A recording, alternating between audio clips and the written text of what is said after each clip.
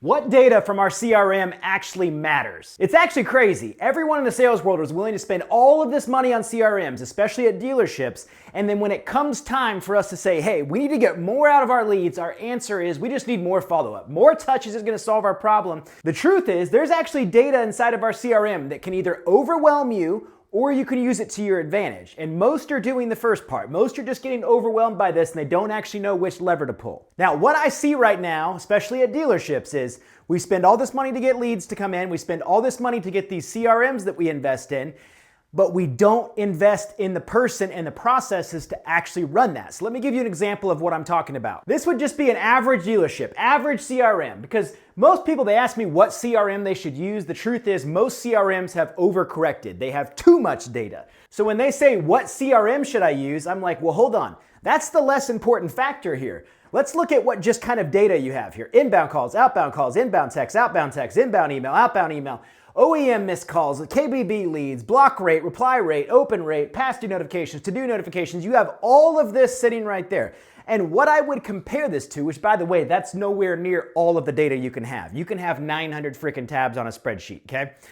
What I would compare this to is basically, it's like giving someone a stock market chart, okay, and saying you have access to the stock market. I know you keep money in Robinhood. Go be a professional day trader. We're not going to build any real processes for this or show you what data is important, but good luck. I'm going to break it down for you in this video and show you exactly how you can get more out of your team while also being able to help them in a much better, more efficient manner. Now, here's the data that matters, okay?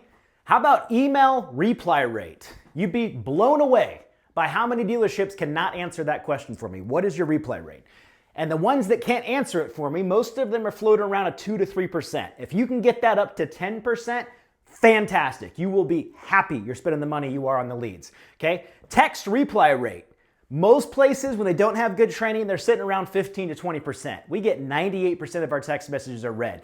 If only 1 out of 5 people are responding to that, that means we don't have the right process in place. And in a perfect world, we'd like to give that above 35%. 35 to 40% of text messages should be getting a reply. Phone time. Now, what I'm talking about here is not total phone calls. I don't care if Johnny has made 45 phone calls today. It's irrelevant if he's leaving for the day and all he has is 15 minutes of phone time. We've accomplished nothing on the phone, okay? The amount of phone calls is irrelevant. More does not always equal better. Sometimes more is just checking off boxes to make it look like we've actually done something. So I'm gonna track actual total phone time for people. When we do that and we look inside the CRMs, the average employee has about a 15-minute phone time cap for the day. They're there for 10 hours. We've got 15 minutes of phone time.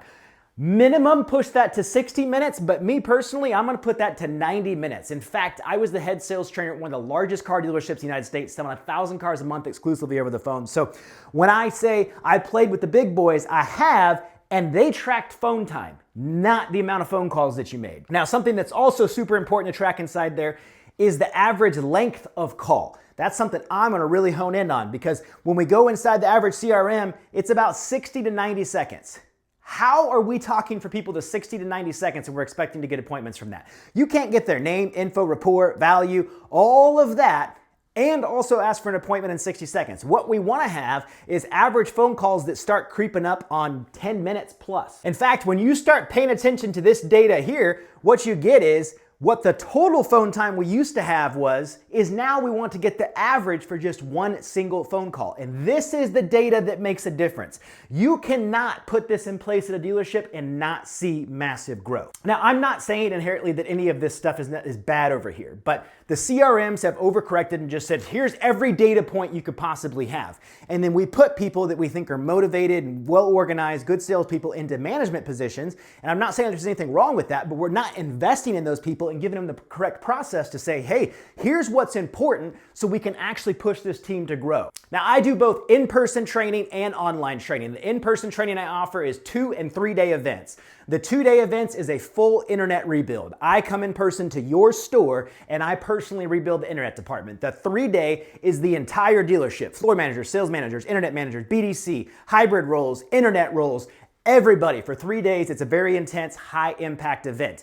If you don't want to do that and you just want to look into the online world, I do have about 80% of that training available at thehenrymethod.com. If you want to get with me personally and see if those events are available for you, click on Let's Talk. Now, I'm fully aware that the things that I say in my videos are very different. They go against the grain than what we're used to hearing. I understand I'm not saying that necessarily more outreach is always bad, but the answers that we have in the dealership world, especially with the CRMs, is just all honed into more is better. If I can get more leads and I can have more follow-up, I'm gonna close more deals. But the truth is we enter the world, we have stuff like this that we're paying big money for. We're paying big money for this. We're paying big money to get our leads, and we are letting our people walk around with 10% closing averages. If you want 10% closing average, then continue sending out spreadsheets that have all of this data on it to make it feel like we're doing something. Continue telling your people to do a bunch of outreach, do 50 calls, do 50 emails, and that's going to solve the problem. Or we can take a different course of action. We can lean in, take a specialist. This is what I do for a living. I am very good with the internet department. I am very confident on this data in my skill set right here. Focus on the stuff that we know for a fact is going to bring a difference. If I had to just 4 data points that I could personally look at, it would just be these right here. I'm not saying I would prefer to get rid of all of that, but with these 4 data points right there, I can transform a dealership. You can too.